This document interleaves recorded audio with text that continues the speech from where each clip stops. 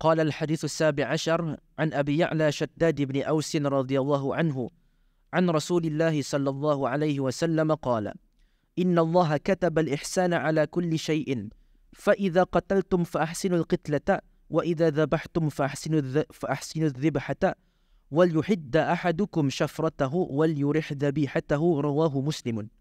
Hadis yang ke-17, berlaku ihsan dalam segala hal. Abu Ya'la Shaddad bin Aus radhiyallahu anhu menerangkan bahawa Rasulullah sallallahu alaihi wasallam bersabda, sesungguhnya Allah menetapkan kebaikan, yakni ihsan atas segala sesuatu. Maka apabila kalian membunuh di dalam peperangan, lakukanlah dengan baik. Jika kalian menyembelih, maka lakukanlah dengan baik. Hendaklah setiap kali kalian menajamkan pisaunya dan menyenangkan hewan sembelihannya. Hadis riwayat Muslim. Okey. Ihsan di sini ialah mengerjakan ataupun menunaikan apa-apa perkara dan perbuatan dengan sesempurna-sempurnanya seperti mana yang dituntut oleh syarak. Itu maksud ihsan di sini. Arti ihsan itu ialah melaksanakan apa-apa perbuatan ataupun perkara, terutama sekali yang berkaitan dengan hak-hak selain kita ni, ngam sempurna seperti mana yang dituntut oleh syarak. Itu maksud ihsan. Sebab tu di sini Nabi SAW innallaha katabal ihsana ala kulli syai'in. Allah Ta'ala memfardukan ataupun memastikan ihsan itu, kataba secara literalnya tadi terjemahkan as menulis, tapi sebenarnya maksudnya pada pemakaian istilah syarak ialah memfardukan ataupun sekurang-kurangnya memastikan. Jadi Nabi SAW Allah Ta'ala memastikan berbuat ihsan arah semua perkara. Dan siapa sih yang perlu kepada ihsan ni?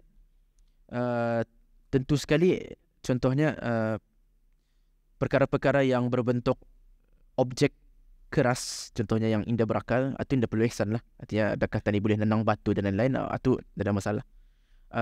Allah Ta'ala indah perlu kepada ihsan kita ni, itu confirm. Tadi yang perlu kepada ihsan Allah Ta'ala. Tetapi selain itu, binatang, manusia, jin, malaikat, dan malah tanam-tanaman, kerana tanam-tanaman itu ia pandai tumbuh, maka kesemua itu Allah Ta'ala memastikan tadi untuk berbuat ihsan arah habis durang. Dan lagi sekali kita ni, apa ihsan? Menunaikan hak bis durang dengan sempurna seperti mana yang dituntut oleh syarak. Artinya, daripada ihsan kita ni kepada manusia lain ialah tadi, la yu'minu ahadukum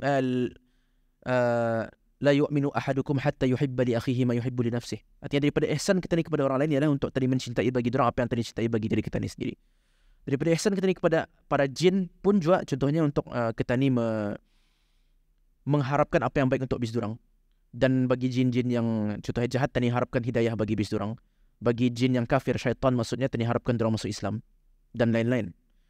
Daripada ihsan kepada para malaikat apa?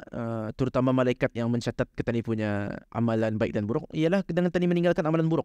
Kerana dengan durang mencatat amalan buruk itu telah menyakiti hati bis durang. Kerana durang makhluk Allah Ta'ala yang taat kan tak? Bila mana durang melihat kita ni berbuat perkara yang maksiat atau akan menyakiti bis durang. Daripada ihsan kita ni para malaikat ialah dengan kita ni indah melakukan maksiat dan kita ni mengerjakan ketaatan kepada Allah Subhanahu Wa Ta'ala. Ihsan kepada binatang pun banyak juga, membagi makan bis durang, indah menyiksa bis durang, menunaikan hak-hak bis durang, macam yang sekarang tadi lihat arah bahagian kedua hadis ini. Hak arah manusia lain tadi sudah kita ni sebutkan. Maka artinya di semua perkara Allah Ta'ala telah menetapkan hak masing-masing satu.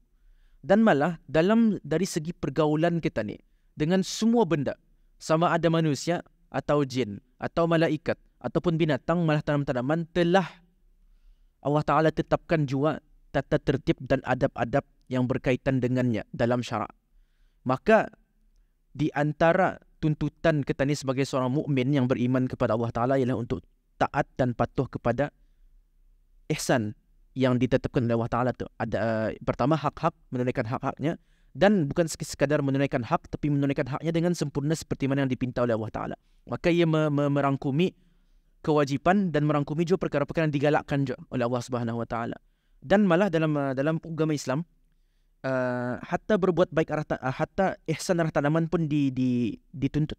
Artinya di antara prinsip asas agama Islam berkaitan dengan tanaman ialah untuk kita ni sekati-sekati menghancurkan tanaman tanpa sebab, tanpa hajat. Dia boleh sekati-sekati menunuk tanaman tanpa hajat. Malah kalau sekiranya ada tanaman, digalakkan untuk kita ni menolongnya untuk tumbuh, macam menyiram, bagi baja dan lain-lain. Sebab tu dalam sebuah hadis yang lain, Nabi SAW kalau ketika mana sangkakala ditiup dan pada tanganmu ada biji benih, maka tanam dulu biji benih itu. Artinya apa? Biji benih itu ataupun menanam biji benih itu termasuk daripada perkara yang dituntut oleh Allah Ta'ala. Dan dalam hukum fikih ada satu bab namanya Ihya'ul Mawat ataupun Ihya'ul Mauta, menghidupkan tanah yang mati. Apa maksud menghidupkan tanah yang mati? Antaranya dengan menanam tanam-tanaman di dalamnya. Artinya termasuk daripada galakan syarak ialah untuk menanam dan menghidupkan tanah dengan tanam-tanaman. Cuma tu. Jadi itu antara ihsan juga kepada tanam-tanaman. Artinya ada satu pun daripada kita ni punya pergaulan dan hubungan dengan benda-benda lain yang terlepas daripada ketetapan Allah Subhanahu Wa Taala dan ia punya tuntutan, hatta kepada binatang dan hatta kepada tanam-tanaman. Jadi sebab tu hadis ini dimasukkan oleh Imam Nawawi. Kenapa? Sebab bila mana Nabi SAW innallaha katabal ihsana ala kulli syai'in, Allah Ta'ala memastikan ihsan kepada setiap perkara. Ia telah merangkumi sebahagian besar daripada kewajipan kita ni dalam Islam ataupun perintah-perintah Allah Ta'ala dalam Islam. Sebab ia merangkumi hak-hak yang perlu tunaikan arah orang lain dan cuma nak cara yang paling sempurna untuk menunaikan hak-hak itu. Artinya sebab itu lepas ini akan diikuti dengan mengenai pembunuhan dan penyembelihan. Itu sebahagian daripada hak-hak makhluk yang lain. Dan sebab itu juga dalam sebuah hadis yang lain, di antara rahsia kenapa dalam sebuah hadis ataupun beberapa buah hadisnya Nabi SAW, orang yang alim atau orang yang berilmu atau para ulama atau didoakan keampunan oleh semua makhluk yang berada di langit dan di bumi, sehingga ikan-ikan yang di laut pun mendoakan keampunan untuknya. Sebab kan para ulama ni pewaris Nabi, itu satu. Dan di antara yang dorang warisi daripada Nabi ialah ilmu. Dan di antara ilmu itu ialah ilmu berbuat ihsan kepada makhluk. Ni, ilmu mengenai pergaulan dengan manusia, dengan binatang, dengan malaikat, dengan jin, dengan tanam-tanaman.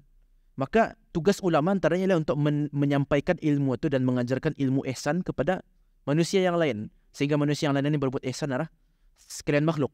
Maka kerana itu Allah Ta'ala mengilhamkan sekalian makhluk di langit dan di bumi untuk meminta ampun kepada orang alim ini. Sebab ia telah mengajarkan arah manusia-manusia lain macam mana cara membuat ihsan kepada makhluk yang lain. Cuma tu, itu rahsianya.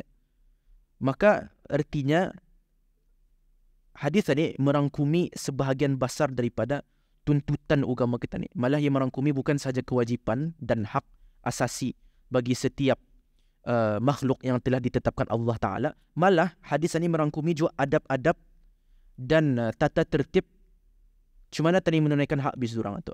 Dan diikuti dengannya fa idza qataltum fa ahsinul qitlata wa idza dhabhtum fa ahsinuz zibhata wal yuhidda ahadukum syafratahu wal yurih dhabihatahu. Ya, kalau kamu membunuh, sama ada dalam peperangan maksudnya dengan kafir harbi, dengan kafir yang tadi perangi, ataupun tadi hukuman bunuh, contohnya qisas tadi macam yang disebutkan dalam hadis sebelum ini, ataupun contohnya apa sahaja perkara yang menjadi faktor tadi boleh membunuh seseorang dalam syarak, maka fa ahsinul qitlah. Tadi mesti baguskan cara kita membunuh itu. Artinya hatta dalam situasi pembunuhan, artinya hukuman bunuh lah contohnya, dan peperangan. Artinya atunya orang semaksimum situasi di mana sepatutnya dia lagi payah dijaga ihsan itu. Tapi tidak. Hatta pada situasi macam tu pun masih Allah Ta'ala ada tetapkan ihsan itu macam mana, iaitu dengan ahsinul qitlahnya, baguskan pembunuhan itu. Sebab dalam syarak kita ni tidak boleh sebelum membunuh orang dalam peperangan menyiksa dulu. Dia boleh ketanikan contohnya membakar orang atau membunuh orang dengan cara membakar. Dan berdasarkan kepada tu maka sebenarnya banyak daripada senjata-senjata moden, contohnya macam bom fosforus dan lain-lain, berkemungkinan dikira sebagai indah ihsan dalam peperangan. Cuma tu.